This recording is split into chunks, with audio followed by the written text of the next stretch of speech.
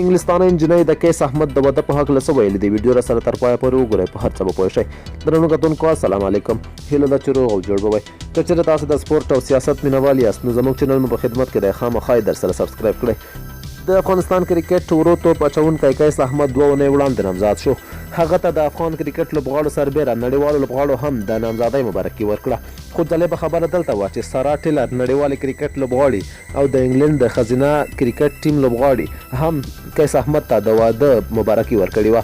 دا په داسې حال کې ده چې کیس احمد د خپل غوره استعداد په ښودلو سره وکولی شول تر څو نړیوالو لیګونو ته لار پیدا کړي افغان لوبغاړی کیس احمد به وکولی شي چې 2020 کال کې د بریتانیا ګلوسټرشایر کاونټي کرکټ کلب سره ملګری شي 19 کلن لیګ سپینر کیس احمد به د یاد کرکټ کلب سره په شل اوریزو فاینل شپږ اتلولۍ سیالیو کې ولوبېږي کیس احمد د بنګلادیش سره په ټیسټ لوبه کې هم برخه اخیستې وه او همداراز اوس د استرالیا په بیګ باش کرکټ سیالیو کې د هوبارټ هوریګنز له لوري اخیستل شوی دی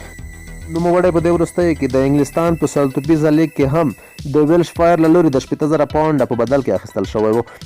د ګلوسټرشایر روزونکی ریچارډ ډاوسن وایي موږ د 2019 کال کې خورا پیاوړې سیالۍ درلودې او کیس به د خپلې لوبډلې بدلونکې وړتیا پر مټ له موږ سره مرسته وکړي چې د لوبې په لنډ او اوږده فارمیټ کې پر مخ لاړ شو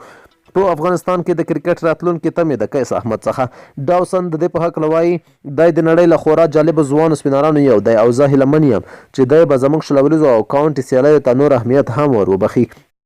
بل لور ته په دې تړاو کیس احمد وایي د نړۍ په لر او بر کې مې د شل اوریزو سیالیو پر مهال تل ارمان و چې انګلستان کې فرسټ کلاس کرکټ وکړم چې له سره توپ سره مې وړتیا لا ډېره شي له ډاوسن سره یو ځای د لوبې کولو ته هیله من یم